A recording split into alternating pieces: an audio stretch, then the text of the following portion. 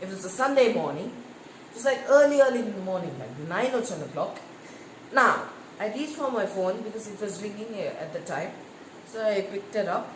And it's my little baby brother, Isaac. He's just 9 years old. He says, hello Trevor. Yeah, Isaac, what do you want? How are you? I'm fine, thanks. I'm also fine, thank you. I'm fine, thanks, and how are you, Isaac? I'm fine, thanks, and how are you? I'm fine, thanks. It's a pleasure. Trevor, are you busy? Yeah, sort of, why?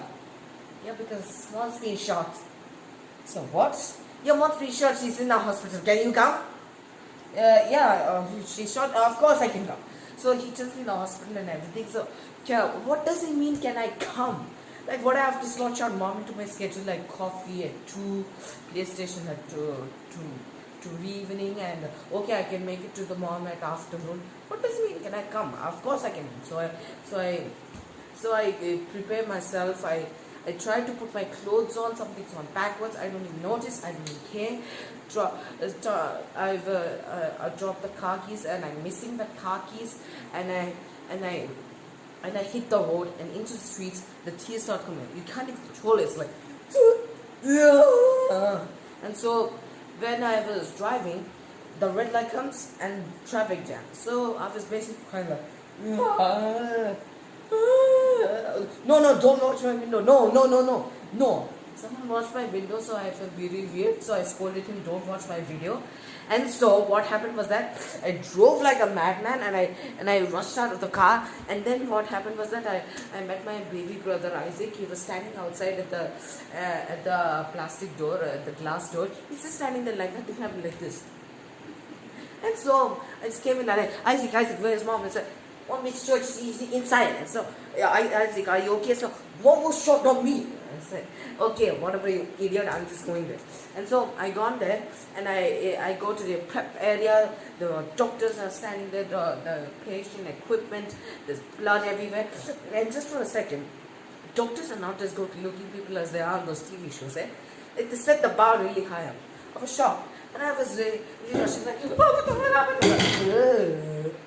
and so, sorry, that was inappropriate. What's going on? Sir, you need to leave. I said, I'm sorry. Come on. I said, no, sir, you need to leave. I said, whatever. And so what happened was that I was waiting with my little brother at the prep area. Not at the prep area, sorry, at the waiting room.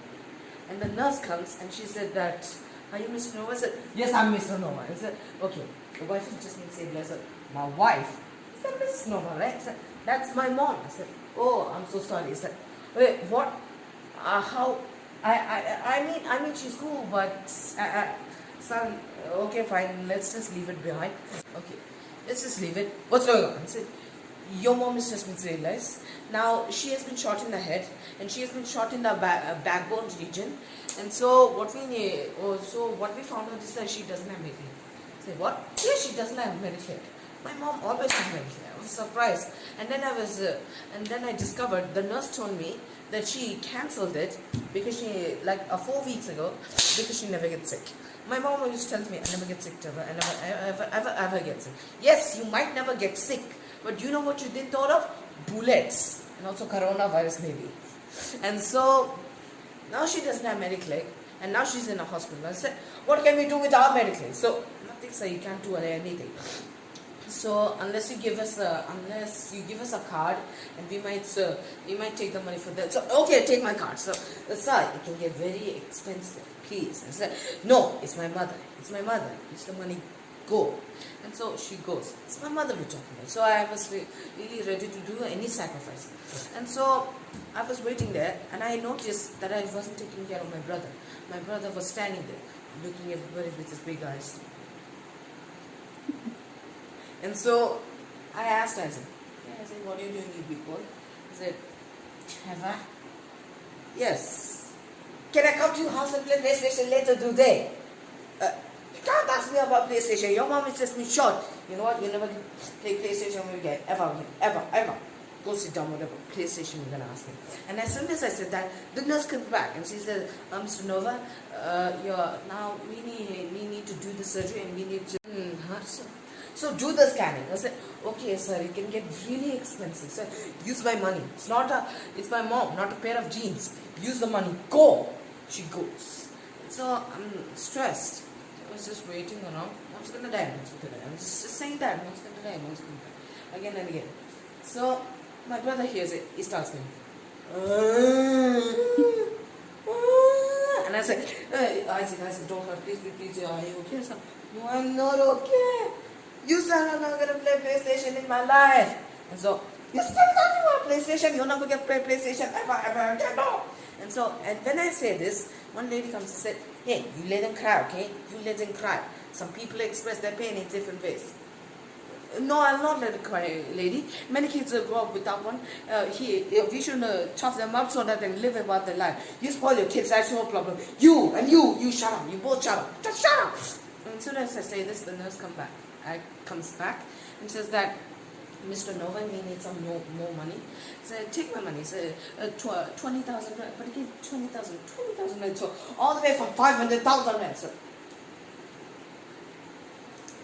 yeah, but she's lived. I mean, even she says she's old. He said the bullet's in the head, and now the head is finished. And she's like, what, 56, 57? It's practically over. You know what? And we need to pay for the funeral. We need to buy ice cards for everybody. Just use the credit card. Just go. I was stressed. I was imagining all the wild things that are happening over the hospital room. What was really happening was this. The doctors are standing there. They don't have the proper equipment now.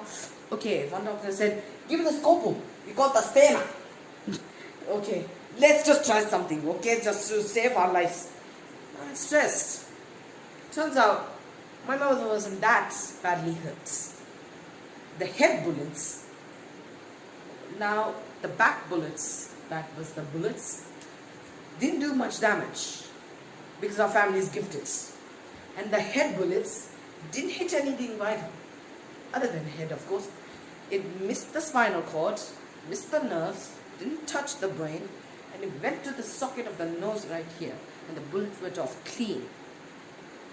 And so she's not going to have intensive surgery, and her require was only a week, which was great because 25 was my cutoff. I mean, you laugh, but that's how much I calculated to pay my mother for all the all the alternate customs that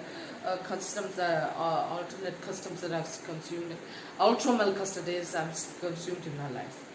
Everything else, not my business, Food, clothes, schooling, all that stuff I'm not paying. I hate it when parents say this, hard afterwards for your bloody schooling, clothes. Yeah, stop. I didn't ask to be born, that's your job. Alright? You handle that. I'll ask for the ultimate, we can keep a tab.